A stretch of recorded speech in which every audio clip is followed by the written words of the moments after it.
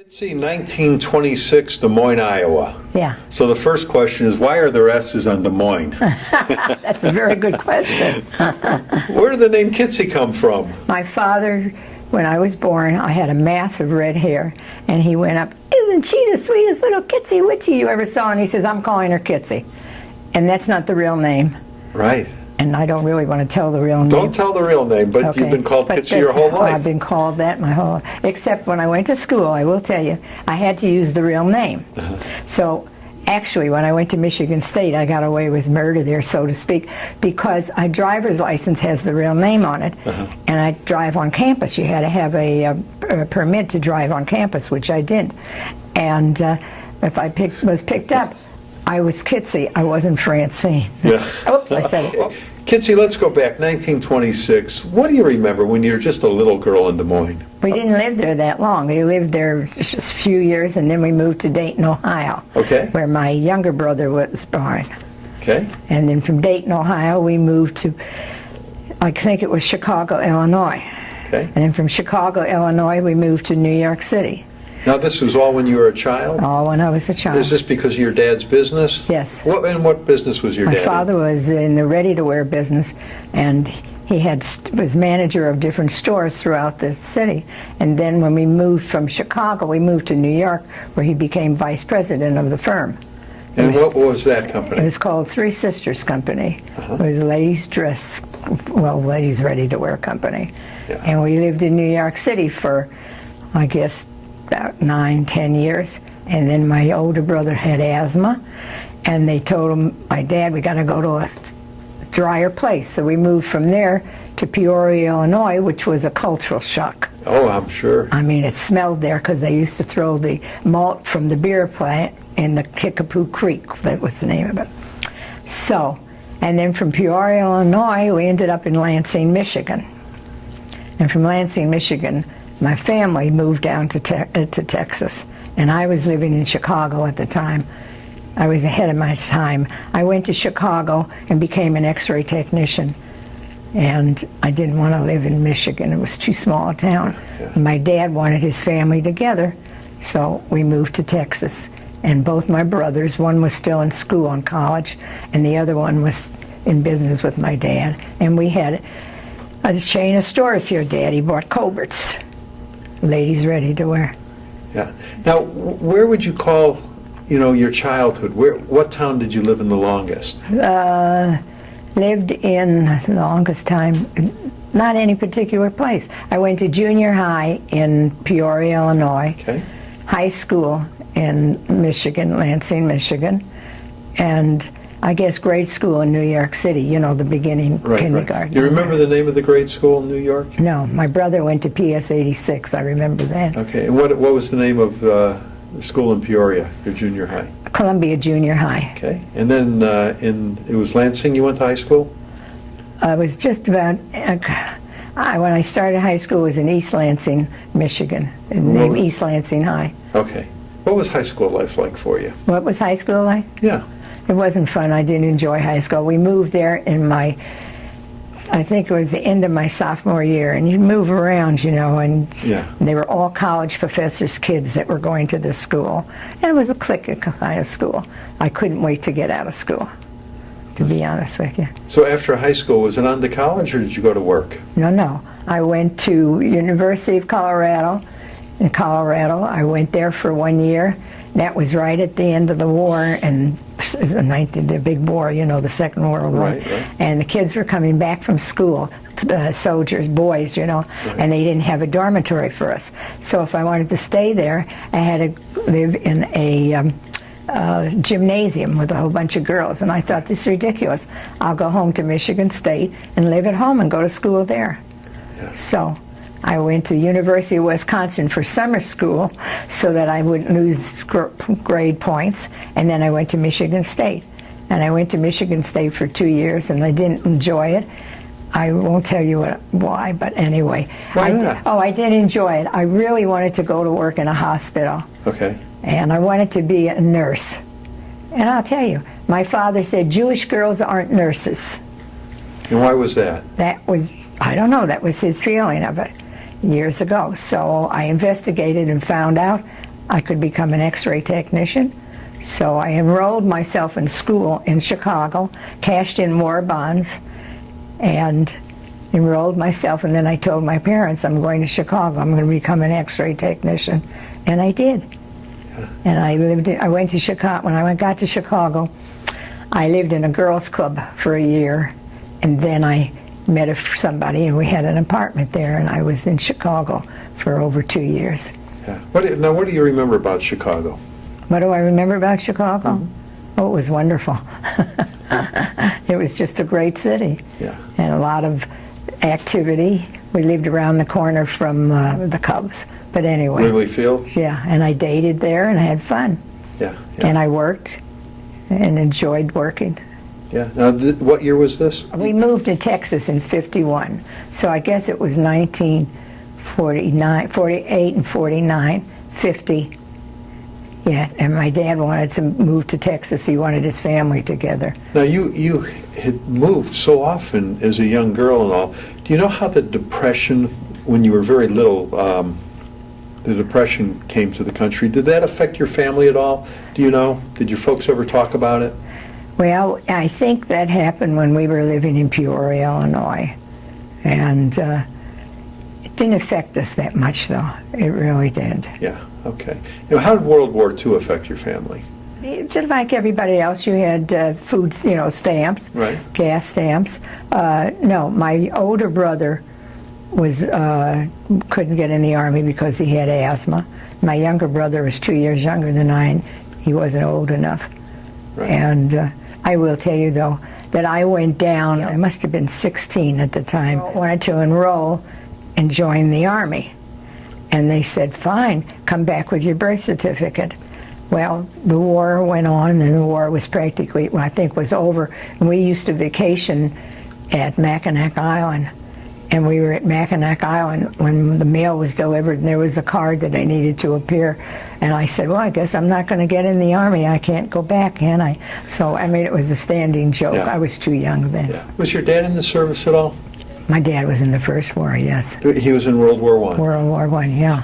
Did he ever tell you anything about it? Any stories that you could share? No, only that when the time came for him to get out, they asked him to remain because his handwriting was so gorgeous. Seriously, his handwriting was so beautiful, and he stayed in the Army for, I don't know, maybe another year. Do you know where he was stationed during the war? No, he never talked about it, he really did. And why was that, do you think? Because we kids didn't ask him, and Daddy never said much of anything about Now, it. do you remember your grandparents at all? I remember my grandmother, and I don't remember my grandfather. Do you know what your grandfather did for a living? I think he was in the furniture business originally. And this is on your mom or dad's side? That's on my father's side. My grandmother, one grandmother was born in Germany, the other one was born in Vienna. Yeah, yeah. And I really do not remember my grandparents that much. Do you know what your other grandfather did, though, for a living? I have no idea. When did you meet your husband? Here in Dallas, at a dance. And he was with someone else, and we were introduced. We said hello, and I didn't think too much of him, and he didn't think too much of me. And then he called me up for a date. And I said, okay. And I didn't know that when he called, the story is it was his birthday. And he wanted to take me to synagogue, to temple. And meantime, my younger brother was home from school, and my older brother, I believe, had just gotten married. Yes, he was dating. I don't remember the dates too well there. At any rate, they were going to go see Sophie Tucker at the old Baker Hotel. And I wanted to do that. So I called up my husband, who wasn't then, and said, hey, how about going with my brothers and we'll go see Sophie Tucker? And he was spot. He couldn't do anything to say yes. So he did, and that's it. That started it. And what year did you guys get married? 52. Okay, and then 1952. And where did you settle down? Where did you make home? Dallas. And how has Dallas changed over the years? Well, first of all, there's no more apartments like we lived in. That's number one. And number two, it's so much traffic, unbelievable. And you saw the city grow up? It just grew up all around us, yeah. Yeah, yeah. Absolutely. Now, are you involved at all in the Jewish community? I volunteered at Golden Acres for 25 years. I used to go out there and give manicures to the elderly, and then I also took them on trips if they helped do that, and then I just worked out there volunteering for 25 years. Yeah. What was the happiest time in your life? Yes.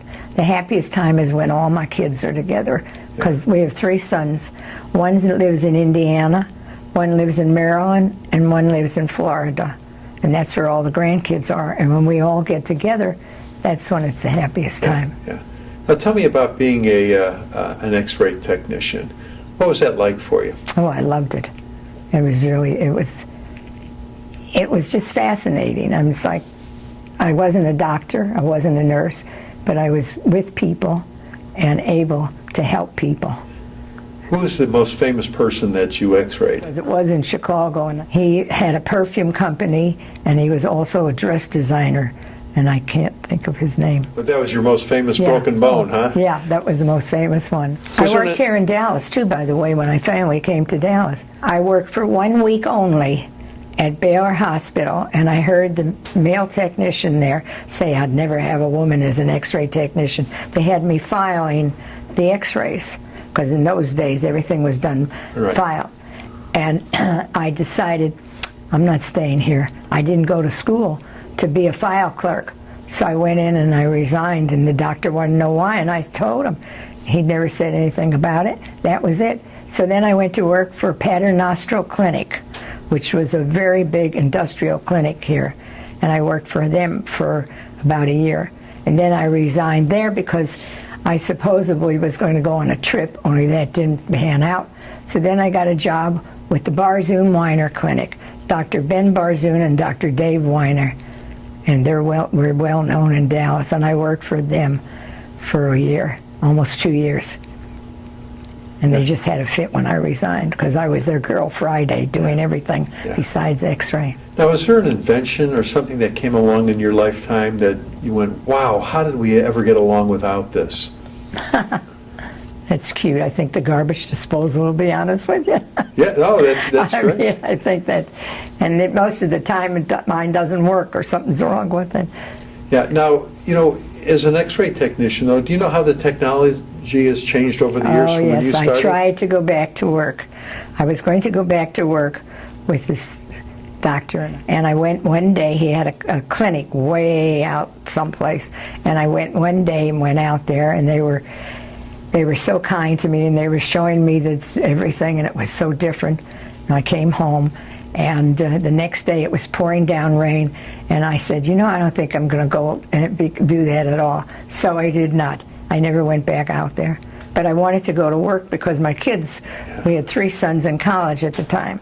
Yeah. So I went to work for Republic Bank. I ran a restaurant, a lunchroom for them, started on Greenville Avenue, and then we moved up to Walnut Hill.